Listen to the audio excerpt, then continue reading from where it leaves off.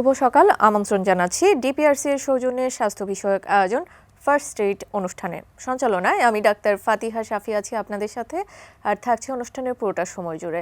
দর্শক, আজ আমরা এমন একটি বিষয় নিয়ে কথা বলবো যেটি নিয়ে আমরা সচরাচর জীবনের কোনো না কোনো একটি পর্যায়ে সম্মুখীন হয়ে থাকি এবং এর থেকে নিরাময়ের উপায় কী সে সম্পর্কে জানবো। আমাদের আজকের অনুষ্ঠানের বিষয়বস্তু চূড়ান্ত করা হয়েছে হাঁটু ব্যথার অপারেশনবিহীন চিকিৎসা।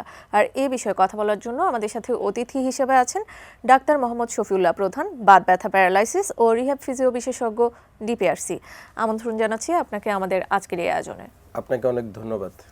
আমরা যেরকমটা বলছিলাম যে হাঁটু ব্যথা এটি আসলে প্রত্যেকটি মানুষ জীবনের কোনো না কোনো পর্যায়ে সম্মুখীন হয়ে থাকে। সেই হাঁটু ব্যথার আসলে কারণগুলো কি কি হয়ে থাকতে পারে? আপনাকে ধন্যবাদ। আসলে হাঁটু খুব ইম্পর্ট্যান্ট একটা জোড়া, এবং এই হাঁটুর সমস্যা নিয়ে একটা পর্যায়ে দেখা যায় অনেক মানুষ ডিজেবল হয়ে পড়ে, নামাজ পড়তে কষ্ট হয়, চলাফেরা জব করতে কষ্ট হয়। আমাদের অনেক প্রবাসীরা আছে বিদেশে, হাঁটুর সমস্যা নিয়ে দেশে চলে আসে। আর আমাদের যারা বয়স্ক মানুষ, সাধারণত 50 আপ, সবাই হাঁটুর সমস্যায় ভুগে থাকেন। অনেকে হাঁটুর জন্য দেখা যায় যে কোথাও যেতে চায় না, ভয় পায়, একটু ঘুরতে যাওয়া বা বেড়াতে যাওয়া, এগুলা প্রবলেম দেখা দেয়। হাঁটুর অন্যতম যে প্রবলেমটা হয় সেটা হচ্ছে osteoarthritis. Arthritis more than 200 types আছে, এর মধ্যে অস্টিওআর্থ্রাইটিসটা হচ্ছে কমন। দিস ইজ মানে এইজিং প্রসেস জনিত, বয়সজনিত একটা চেঞ্জ আসে আমাদের শরীরে।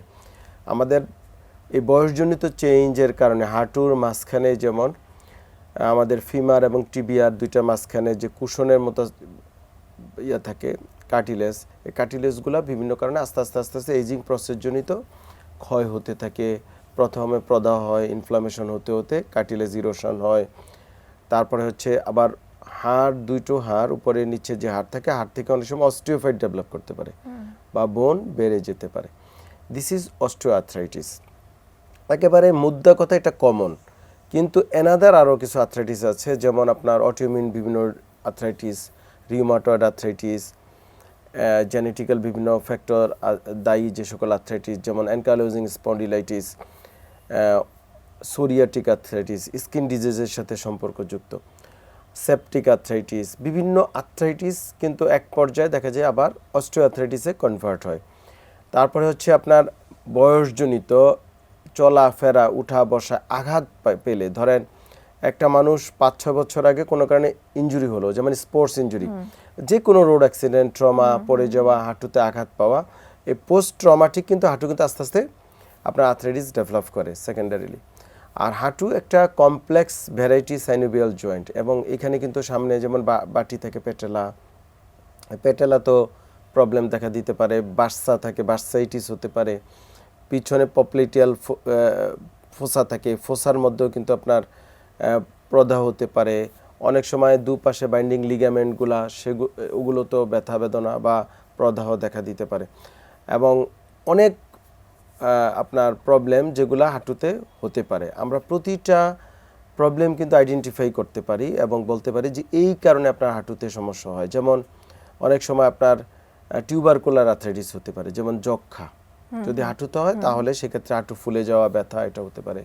ক্যান্সার হতে পারে, বোন টিউমার হতে পারে, বিভিন্ন বেনাইন টিউমারও হাঁটুতে হতে পারে। তো হাঁটু যে কোনো কারণেই যদি সমস্যা দেখা দেয়, তখন এক পর্যায়ে দেখা যায় যে আপনার যখন প্রপার ট্রিটমেন্ট করবেন না, এবং বাংলাদেশে যে প্রবলেমটা হয়, মানুষ ভুল কিছু ট্রিটমেন্ট করে বা অনেক ক্ষেত্রে মুভমেন্ট কমিয়ে ফেলে, চলাফেরা করতে চায় না, তখন এক পর্যায়ে মানুষ ডিজেবল হয়ে পড়ে। শুরুতে হয়তো উঠবস করতে কষ্ট হয়, তারপরে যত দেখা যায় হাঁটতেও পারছে না সে, বা বসে থাকলেও তার ব্যথা হতে পারে। ইভেন নামাজ পড়তে গেলেও তারা চিন্তা করে যে আসলে বসে নামাজ পড়াটাই শ্রেয়। হ্যাঁ, এটা ভুলভাবে এই চিন্তাগুলো করে। তো যার কারণে ডিসেবিলিটির সংখ্যা বেড়েই চলছে। মানে মুভমেন্ট ডিসঅর্ডার, বা দেখা যায় যে একেবারে ব্যক্তিগত লাইফ বলেন, সামাজিক লাইফ, সব দিকেই মানুষের একেবারে একটা রেস্ট্রিকশন আসে বা বাধা চলে আসতে পারে। আচ্ছা, এবার জানতে চাচ্ছি যে এই যে হাঁটু ব্যথা হচ্ছে, আপনি যেরকমটা বলছিলেন যে অনেকে আসলে প্রপার ট্রিটমেন্ট আসলে নিয়ে থাকেন না, তো প্রপার ট্রিটমেন্ট না নিলে সে কি পঙ্গুত্বের দিকে বা ডিসএবিলিটির দিকে চলে যেতে পারে কিনা? অবশ্যই। আমরা যে রোগীগুলো দেখি, যেমন আমাদের ডিপিআরসিতে প্রায় রোগী নিয়ে আসে হুইল চেয়ারে, তো আমরা প্রাথমিকভাবে হুইল চেয়ারে ঢুকলে আমরা মনে করি যে হয়তো স্ট্রোক করেছে বা কোমর ব্যথা বা নিচের প্যারালাইসিস এই সমস্যা নিয়ে আসছে। জি। যখনই আমরা রোগীর থেকে কমপ্লেইন জিজ্ঞেস করি তার কি সমস্যা নিয়ে আসছে, সে বলে আমি হাঁটু ব্যথা। তো হাঁটু ব্যথা রোগী হুইল চেয়ারে আসবে কেন? This is the factor. এর মূল কারণটা হচ্ছে মানুষের জানার অভাব বা মাল্টি ডিসিপ্লিনারি টিম অ্যাপ্রোচে প্রবলেম। ধরেন হাঁটুর একটা প্রবলেম হলে প্রাইমারিলি সে কি করে, একজন ফিজিশিয়ানের কাছে যায় অথবা গ্রামে গঞ্জে বিভিন্ন ফার্মেসির থেকে ওষুধ খায় বা লটস অফ আপনার অনেকগুলা বাংলাদেশ আপনাদের জানেন হেলথ কেয়ার সিস্টেমে অনেক লোক জড়িত, তো তাদের কাছে চিকিৎসার জন্য যায়।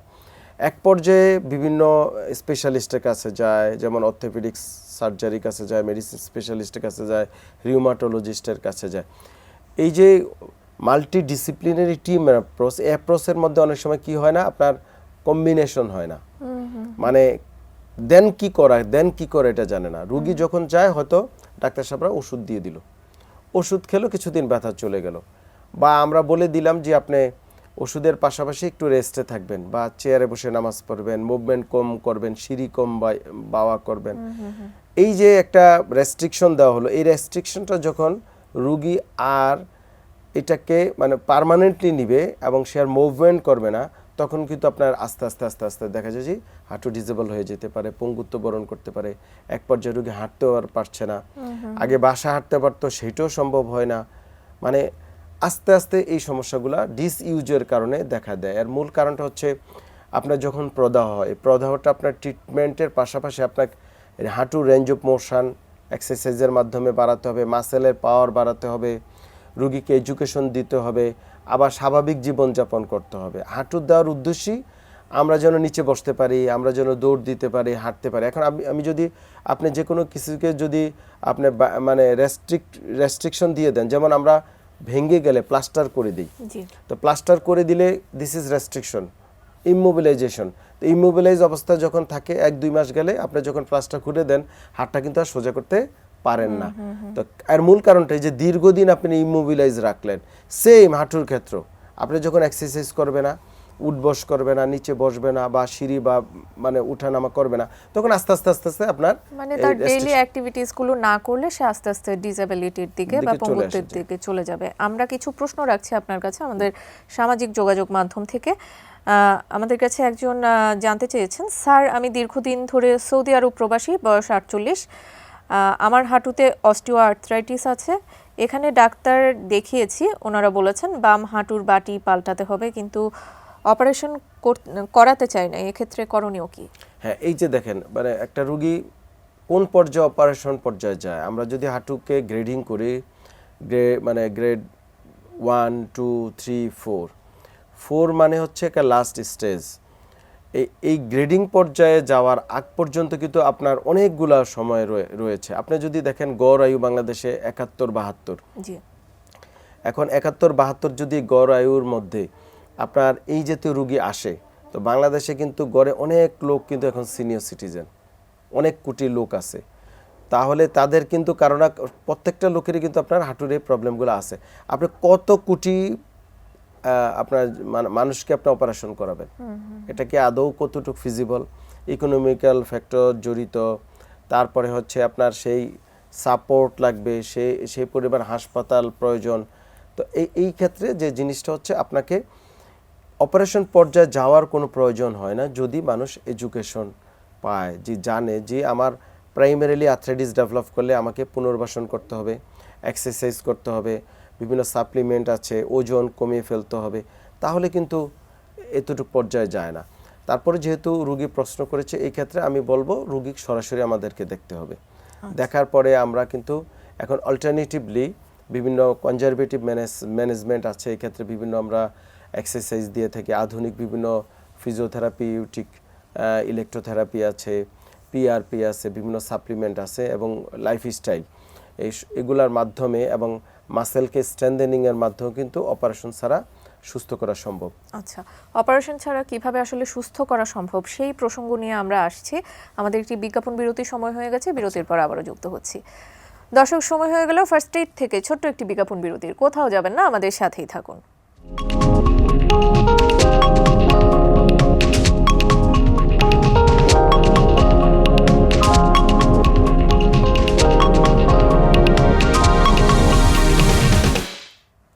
বিজ্ঞাপন বিরতির পর আবারও আমন্ত্রণ ফার্স্ট এইডে। আমরা কথা বলছিলাম হাঁটু ব্যথার অপারেশন চিকিৎসা নিয়ে।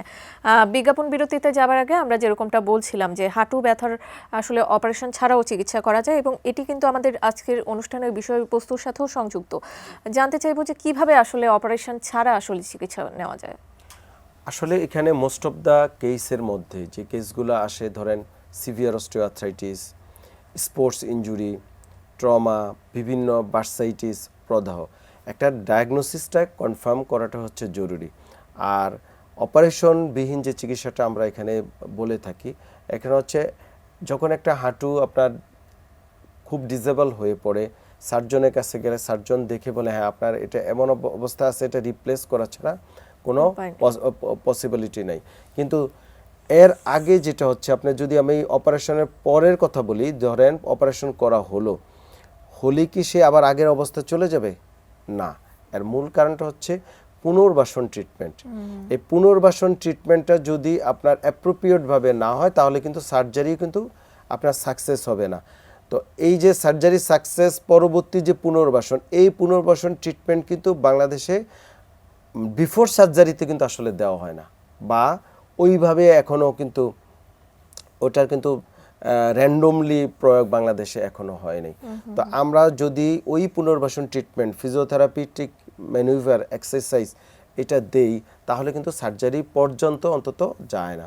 এবং এই জিনিসগুলো আমরা এক্সারসাইজের মাধ্যমে, আপনি যেটা জানতে চেয়েছেন কিভাবে আমরা করে থাকি, এক্সারসাইজের মাধ্যমে, এবং আমরা এই যে হাঁটুর প্রদাহ, এই প্রদাহকে কমানোর জন্য আমরা বিভিন্ন ইলেকট্রোথেরাপি দিই, যেমন আপনার electromagnetic radiation, high frequency sound, বিভিন্ন যেমন interferential therapy, lots of therapeutic manoeuvre আছে যেটার মাধ্যমে, এবং এক্সারসাইজ যেমন স্ট্রেন্থেনিং এক্সারসাইজ, তারপরে মোবিলাইজিং এক্সারসাইজ, ম্যানুয়াল থেরাপি, এই টোটাল কম্বিনেশনের মাধ্যমে কিন্তু আমরা কিন্তু রোগীর হাঁটুরকে জোড়াটাকে ফ্রি করে দেই, মাসেলকে স্ট্রেন্থেন করে দেই, প্রদাহ কমে যায়, এবং পাশাপাশি আমরা সাপোর্টিভ বিভিন্ন প্রিভেন্টিভ বিভিন্ন ডিভাইস, বিভিন্ন সাপ্লিমেন্ট, এগুলো কিন্তু আমরা প্রয়োগ করে থাকি। তো এই ক্ষেত্রে কিন্তু এই মানে বেশিরভাগ রোগী কিন্তু কনজারভেটিভলি ম্যানেজ করা সম্ভব, অপারেশনের দিকে যেতে হয় না। আমরা আরও কিছু প্রশ্ন রাখতে চাচ্ছি আপনার কাছে। একজন জানতে চেয়েছেন, স্যার আমার বাড়ি কুমিল্লা, আমার মায়ের বয়স প্রায় 90+, 2 হাঁটু জোড়া লেগে গেছে, ডাক্তার অপারেশন করতে বলেছেন, কিন্তু ওনার হার্টের সমস্যা থাকায় আমরা অপারেশন করাতে চাই না। এই বয়সে অপারেশন ছাড়া আর কোনো বিকল্প চিকিৎসা আছে কি? হ্যাঁ, এই যে দেখেন, 90 বছর বয়স, মানে যেহেতু তার এখন ভাইটালি, সে অনেক সময় আনস্টেবল। হ্যাঁ, সার্জারি অনেক সময় অ্যানাস্থেসিওলজি ডাক্তার হয়তো করবে না, কারণ রুগী হয়তো ব্যাক নাও করতে পারে। তো এই ক্ষেত্রে করণীয় কি? এই ক্ষেত্রে হচ্ছে রুগী তো ব্যথা পাচ্ছে, কষ্ট পাচ্ছে, চলাফেরা কষ্ট হচ্ছে, এই ক্ষেত্রে একমাত্র ট্রিটমেন্টই হচ্ছে আপনার ফিজিওথেরাপি এবং পুনর্বাসন। এই যে ফিজিওথেরাপিটিক বিভিন্ন এক্সারসাইজ আছে, এক্সারসাইজগুলো আমরা রুগীকে করাই সেন্টার বেসড হসপিটালে রেখে বা সেন্টারে এনে নিয়ে। বিভিন্ন ইলেকট্রোথেরাপি আছে, ইলেকট্রোথেরাপিগুলো কিন্তু আপনার সিস্টেমিক কোনো সার্কুলেশনে যায় না। আপনি যদি একটা ওষুধের কথা মনে করেন, বলেন ওষুধটা তো মুখে খাবেন, মুখে খেলে কি পুরো আমাদের সিস্টেমে চলে যায়, কিন্তু এক্ষেত্রে শুধু হাঁটুতেই আমরা কিন্তু বিভিন্ন ইলেকট্রোথেরাপি আছে। যত দিন যাচ্ছে লেটেস্ট বিভিন্ন থেরাপি এখানে আমরা প্রয়োগ করে থাকি। আরও এই ব্যথা কমানোর জন্য নতুন, যেমন আমরা ড্রাই নিডলিং খুবই ইফেক্টিভলি, বিভিন্ন সাপ্লিমেন্ট আছে। তো এগুলা যদি রুগীকে আমরা প্রয়োগ করি, রোগী অন্তত ব্যথামুক্ত থাকবে। আর 90 ইয়ার্স একটা মহিলা কিন্তু আপনার অত পারিবারিক কাজে ইনভলভ না, তাকে দিয়ে অনেক কাজ করতে হয় না, বা অনেক কিছু সে করে না। তার দরকার কি, সে একটু নামাজ পড়বে, একটু হাঁটা চলাফেরা করবে, বাসায় একটু তদারকি করবে। ওই পর্যন্ত তার পেইন কমানো এবং তার লাইফকে অ্যাক্টিভ করা জন্য ফিজিওথেরাপি যদি প্রপার ওয়েতে করা যায় তাহলে কিন্তু সম্ভব। আচ্ছা, আরও একটি প্রশ্ন রাখছি। স্যার আমার নাম নাজমা, বয়স 34, আমার বাসা কুষ্টিয়া, আমার অ্যান্টি-সিসিপি এই টেস্টটি পজিটিভ আসছে, যার কারণে হাঁটু সহ শরীরের বিভিন্ন জায়গায় ব্যথা হয়, হাঁটুর ব্যথাই বেশি, হাঁটু ক্ষয় হয়ে যাচ্ছে। এখন এটার পার্মানেন্ট কোনো চিকিৎসা কি নেই? হ্যাঁ, অ্যান্টিসিসিপি মানে এটা একটা রিউমাটয়েড ফ্যাক্টর, এটা অনেকের ক্ষেত্রে পজিটিভ আসতে পারে। এটা হচ্ছে আমরা বলি রিউমাটয়েড আর্থ্রাইটিস। তো এই রিউমাটয়েড আর্থ্রাইটিসে যেটা হয়, আপনার প্রতিটা জোড়ায় ব্যথা হয়, সকালে ঘুম থেকে উঠতে পারে না রুগী, জ্বর জ্বর ভাব থাকে, অনেক সময় ফুলে যেতে পারে জোড়াগুলা, এবং দুর্বল, মানসিকভাবে ক্লান্ত বোধ করা, আর রুগীরা শুয়ে বসে থাকতে চায়, মুভমেন্ট কম করতে চায়। এবং যেহেতু হাঁটু একটা লার্জ জয়েন্ট, আপনার যদি ছোট আইপি জয়েন্ট মানে ছোট জয়েন্টগুলোতে যদি প্রদাহ হয়, ছোট জয়েন্ট এটার ইফেক্টটা অত বেশি হয় না, কিন্তু যখন হাঁটুতে প্রদাহ হয়, হাঁটুতে একটা বড় জয়েন্ট এবং ওয়েট ভিয়ারিং জয়েন্ট, ওজন ক্যারি করে, তখন দেখা যায় যে তাদের মানুষের চলাফেরা পুরাপুরি সে মানে মুভমেন্ট বন্ধ হয়ে যায়। তো এই সকল রুগী কিন্তু সার্টেন মেডিকেশন প্রয়োজন, যেমন রিউমাটোলজিস্টরা দিয়ে থাকে, মেডিসিন স্পেশালিস্টরা দিয়ে থাকে, কিছু ডিজিজ মডিফাইং ড্রাগস আছে, পাশাপাশি বিভিন্ন সাপ্লিমেন্ট আছে। এই ঔষধ চিকিৎসার পাশাপাশি আপনার 90% চিকিৎসা হচ্ছে ফিজিওথেরাপি পুনর্বাসন। এবং যদি ফিজিওথেরাপি পুনর্বাসন ট্রিটমেন্ট রুগী পাশাপাশি দেয়, তাহলে দেখা যায় যে আপনার প্রদাহজনিত যে ইরোশন এগুলো কমে আসবে, ব্যথা কমে আসবে, লাইফস্টাইলটা সুন্দর হয়ে আসবে, এবং ওই যে আমি বলছি অপারেশনটা প্রিভেনশন করা সম্ভব। তো আমার মনে হয় উনি ওনার রুগীকে এই জাতীয় চিকিৎসক বা বাত ব্যথা বিশেষজ্ঞ দেখিয়ে চিকিৎসা নিতে পারে। আচ্ছা, এবার জানতে চাইবো যে হাঁটু আসলে ভালো রাখার জন্য কি কি পদক্ষেপ নেওয়া যেতে পারে? এটা খুবই ইম্পর্টেন্ট। আমরা বলি প্রিভেনশন ইজ বেটার দ্যান কিউর। হাঁটু আমাদের খুবই গুরুত্বপূর্ণ একটা জোড়া। এখন ধরেন কেউ আঘাত পেল, আঘাত পেয়ে সে কী করে, হয়তো কিছুদিন ওষুধ খেলো, হয় ডাক্তারের কাছে গেল বা যে কোনো দোকান থেকে কিনে ওষুধ খেলো, ভালো হয়ে গেল, কিন্তু তার যে আঘাত পরবর্তী তার যে ডিজেনারেশন আসতে পারে, ক্ষয় হতে পারে, এটা কিন্তু সে জানে না।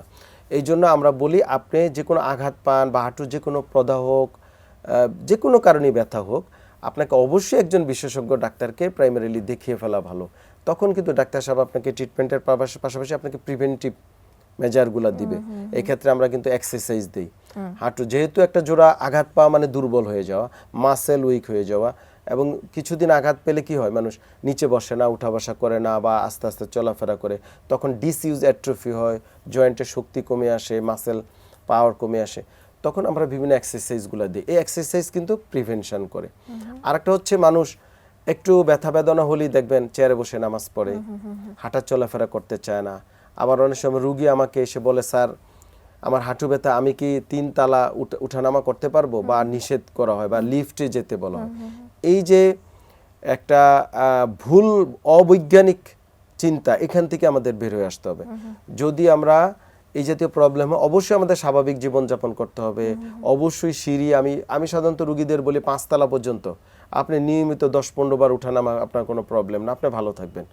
অবশ্যই উঠবস করে নামাজ পড়বেন, অবশ্যই হাঁটাহাঁটি করবেন। এই যে রেগুলার মানে ব্যক্তিগত কাজগুলা, হাঁটুর উপরে যদি আমরা রেস্ট্রিকশন না করি, তাহলে কিন্তু প্রিভেনশন হয়।